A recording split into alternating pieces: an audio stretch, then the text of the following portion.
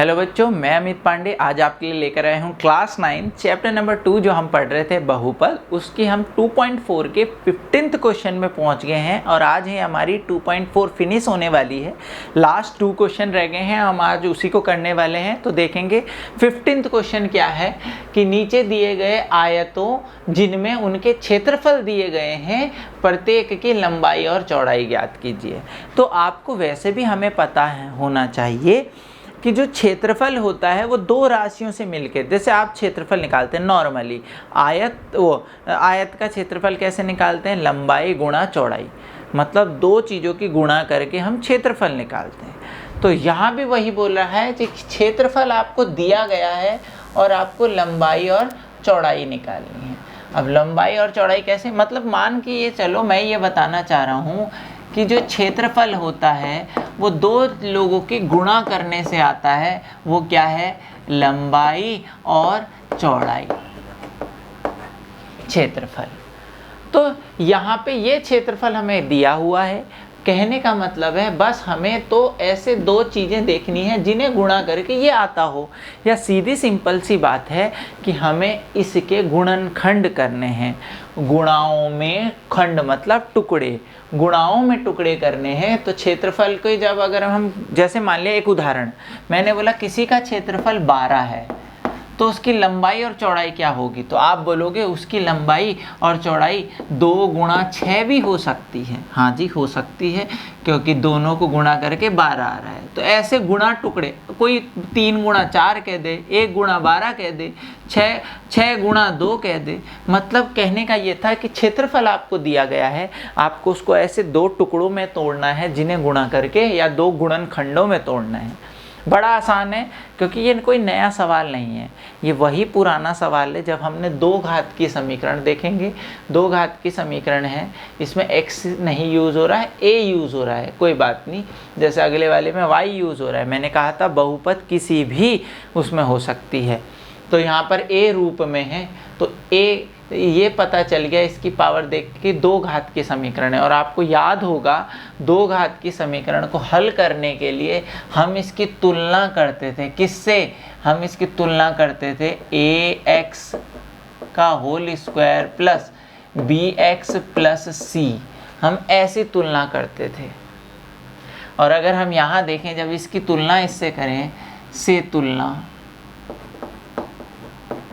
अगर हम इससे तुलना करें तो देखो x के स्क्वायर का, x स्क्वायर की जगह यहाँ a का स्क्वायर यूज हो रहा है, ठीक है। यहाँ पे जो हमारा चर पद है वो a है, तो इसका जो गुणांक होता है इसको बोलते हैं ये वैल्यू a। ध्यान रखना कुछ चीज़ें यहाँ गड़बड़ हो सकती है। मैंने बोला ये इस रूप में है द्विघात समीकरण, तो द्विघात समीकरण में यहाँ x का जिसकी पावर होती है उसके आगे के नंबर को बोला जाता है a। पावर a की है तो इसके आगे का नंबर 25, तो हमारा a बराबर आ गया यहाँ 25, a बराबर आ गया 25, और b बराबर हमारा है -35 और c बराबर 12। और मैंने 2 घात की समीकरण के लिए आपको बताया था, थोड़ा सा यहाँ ध्यान देंगे, हमने बोला था a और c की गुणा करने पर हमने ये भी बताया था कि a और c की गुणा कर दो। a और c मतलब 25 और 12 की गुणा कर दो, और 25 और 12 की गुणा करके कितना आएगा, 12 का पढ़ा आता है आपको, 12 पंजे 60 का 0 हासिल 6, 12 दूनी 24 और 6 30। अब 300 के ऐसे टुकड़े देखने हैं जो 35 आ जाए, तो भाई 300 के, छोटा मोटा टेबल होता तो काम चला देते, 300 के टुकड़े खुद बनाएंगे। तो 3 से करा 100 आया, फिर हमने 5 से करा तो कितना आया हमारा 20 आया, फिर हमने 10 से कर दिया, किसी भी कर लो, 2 से करो 10 आएगा, फिर 2 से करो 5 आएगा, फिर 5 से करो 1 आएगा। अब हमें ऐसे जोड़े उठाने हैं, ध्यान देंगे, ऐसे जोड़े उठाने हैं क्या, कि जिनको ध्यान से सुनना, 300 के टुकड़े ये हैं, 3 5 2 2 गुणा करो, 3 पंजे 15, 15 दूनी 30, 30 दूनी 60 और 60 पंजे 300। अब इस 300 को इतने टुकड़ों में लिखा जा सकता है, इनमें से वो वाला टुकड़े उठाना है जिनको जोड़कर क्या आ जाए, 35 आ जाए। तो देखो अगर मैं बोलूँ 15 और ये कितना हुआ 20, 5 दूनी 10 और 20, तो आप देखो 15 और 20 को आप अगर इकट्ठा करोगे तो 35 आ जाएगा, और अगर मैं गुणा करूँगा इनको तो ये आ जाएगा। तो कहने का मतलब ये है इस सवाल को 25a² माइनस के 15a और माइनस के 20a प्लस 12। देखो 35 को दो टुकड़ों में तोड़ दिया, 15 और 20। अब कॉमन ले लो, 5 कॉमन है दोनों पर, a भी कॉमन है, यहाँ बचेगा 5a माइनस 5 बाहर आ गया तो 15 में से 3 आ गया यहाँ। अब देखो मैंने बोला था बिल्कुल इसको इसकी तरह बनाना है, तो माइनस फालतू है ले लिया, a नहीं है फालतू, a वहीं छोड़ दिया, 4 फालतू है, तो जैसे ही कॉमन ले लिया माइनस बाहर आ गया 20, तो अंदर वाला बन जाएगा।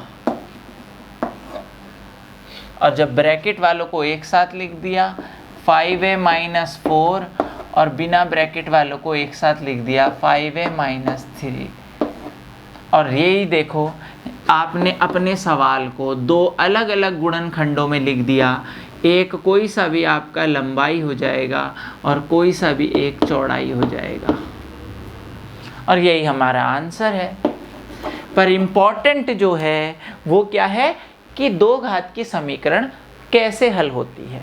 इसमें a और c, सबसे आगे का नंबर a, सबसे लास्ट का नंबर c, a और c की गुणा करते हैं, आया 300।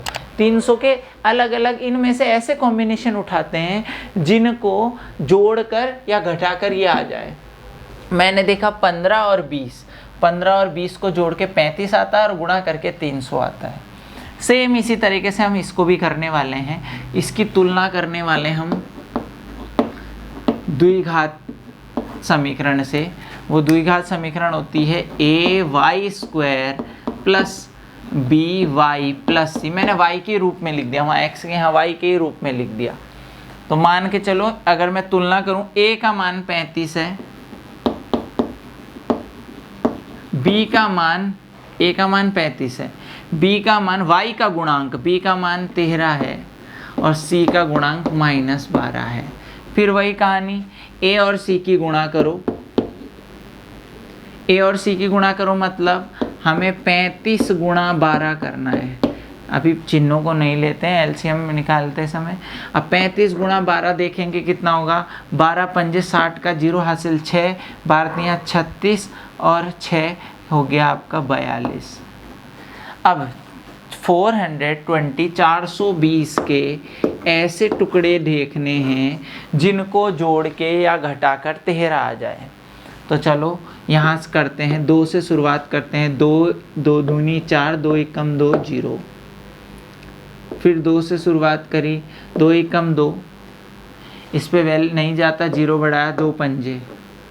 फिर 5 से करी, 5 दूनी 10, 5 एकम 5। फिर 3 से करी, 3 सत्ते, और फिर 7 से करी 1।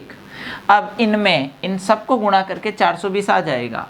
इनमें वो टुकड़े देखने जिनको जोड़ के इकट्ठा करो, ऐसे ऐसे छांटो जिन्हें या तो जोड़ के 13 आ जाए b का मान, या उन्हें माइनस करके 13 आ जाए। तो कैसे आएगा 13?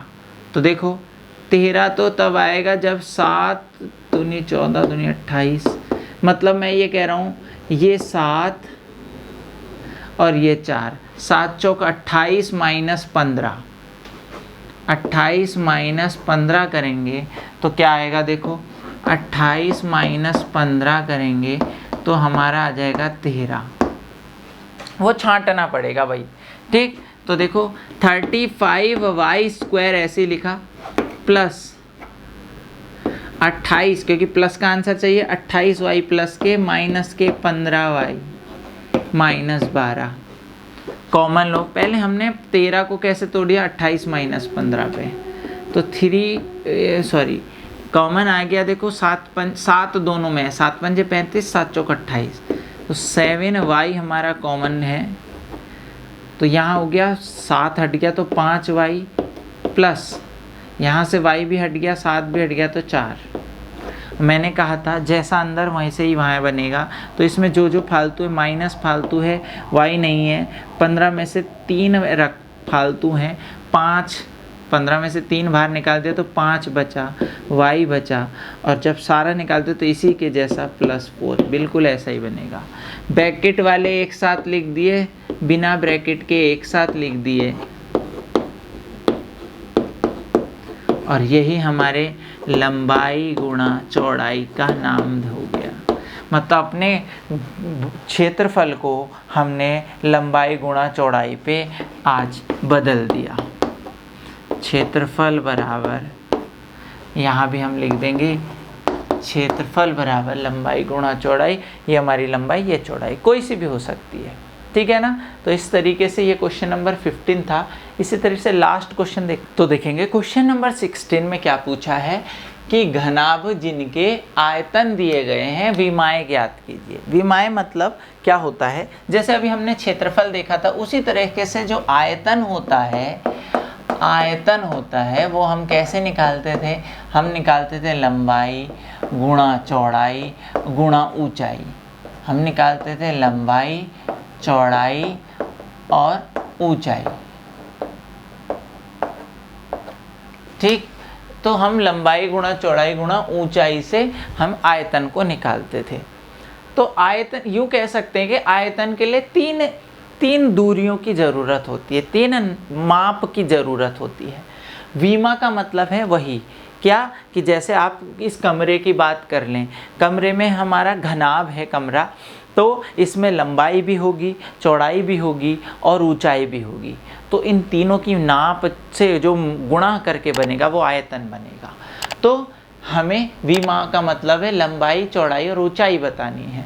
तो कहने का मतलब यह है कि हमने इसको 3 चीज़ों के मल्टीप्लाई में तोड़ना है, गुणनखंडों में तोड़ना है। और देखो कितना आसान है। क्या आपको इसमें कुछ कॉमन दिख रहा? बताओ। थोड़ा सा शायद मुझे लगता है मैंने क्वेश्चन पे कुछ गड़बड़ उतार दी।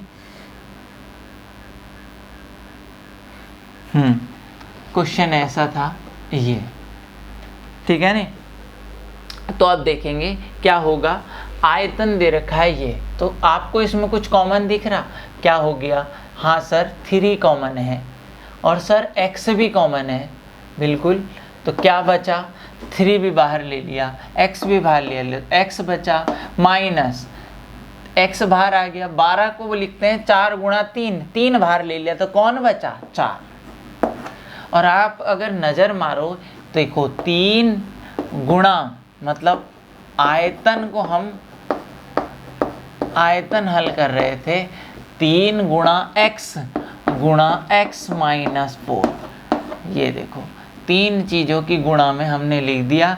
कई लोग इसे ऐसे मल्टीप्लाई ना लगाकर इसे ऐसे भी लगाते हैं, 3 गुणा x और गुणा ये 3 लोगों की गुणा में लिख दिया, या 3 जो भी है व्यंजक बोल लो, किसी भी चीज़ों की गुणा में लिख दिया तो विमाएँ होगी। ये लंबाई, चौड़ाई, ऊंचाई कोई सी भी हो सकती है। केवल क्या करा, कॉमन लिया और 3 अलग अलग गुणा दिख गई। तो आयतन को तो बस इतना ही चाहिए, 3 लंबाई गुणा चौड़ाई गुणा ऊंचाई। तो कोई भी लंबाई, कोई सी भी एक लंबाई, एक गुणा, एक ऊंचाई और एक चौड़ाई हो सकती है, ठीक है नहीं। तो इस तरीके से ये हमारा क्या हो गया? आंसर हो गया।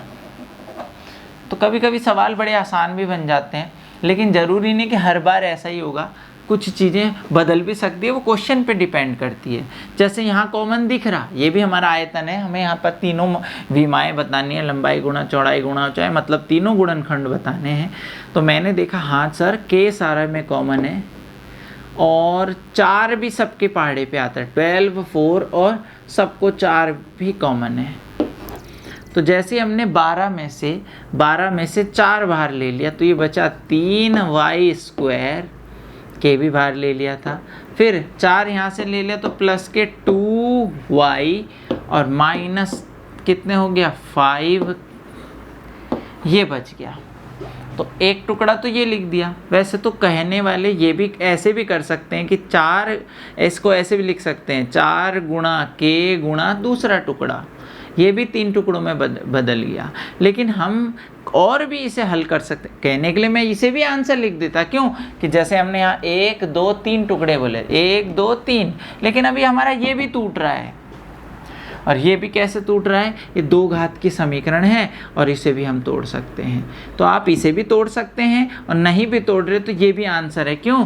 क्योंकि 4 गुणा के और गुणा 3y square plus 2y minus 5 और ये हमारे 3 अलग अलग वी में आ गई। मैंने क्या कहा, कोई बच्चे इसे भी ब्रेक कर सकते हैं, लेकिन हम इतना भी छोड़ देंगे तो आंसर है, क्योंकि हमें आयतन को 3 अलग अलग चीज़ों की गुणा में बताना था। तो ये हमारा हो गया आयतन बराबर हो गया लंबाई गुणा चौड़ाई गुणा ऊंचाई, कोई से भी हो सकते हैं। तो इस प्रकार हमने ये 2.4 सबसे इम्पोर्टेंट बहुपद वाला जो हमारा चैप्टर था वो कंप्लीट कर लिया। शायद आपको ये अच्छा लगा होगा, जैसे हमने पूरे चैप्टर को 1 बाय 1 क्वेश्चन को आपको तरीके से समझाया। सारी वीडियोज़ आप देखिए, 1 बाय 1 के लिंक आपको इस डिटेल्स में मिल जाएंगे। चैप्टर 1 अगर किसी का छूटा है तो वो भी आपको लिंक मिल जाएंगे। डायरेक्ट आपको प्लेलिस्ट या जोन सी वीडियो देखनी है उसका लिंक दबाइए और सीधे वहाँ वीडियो पर आप पहुँच जाएंगे। लाइक ज़रूर करना है और व्हाट्सएप में शेयर कीजिए, क्योंकि आने वाले टाइम पे ना क्या होगा, जब बहुत ज़्यादा वीडियोज़ हो जाएंगे, जब सिलेबस कंप्लीट होने को होगा, तो आपको फर्स्ट वीडियो कहाँ है, सेकंड चैप्टर कहाँ है, ये पता करने में थोड़ी सी दिक्कत होगी। तो इसलिए पहले वीडियो को लाइक ज़रूर करें, जो अच्छी लगती हो कमेंट करें और चैनल सब्सक्राइब अगर अभी नहीं किया तो करें और साथ में बेल आइकन दबाएं कि जैसे भी नई वीडियो कोई भी आपके सिलेबस से रिलेटेड आती है तो वो आपको मिल जाएगी। ठीक है, इसके साथ साथ नेक्स्ट वीडियो हम नेक्स्ट चैप्टर की स्टार्ट करने वाले हैं, जो हमारा चैप्टर नंबर 3 होने वाला है। काफ़ी अच्छा है, बहुत इजी चैप्टर है। तो मिलते हैं नेक्स्ट वीडियो में, तब तक के लिए बाय।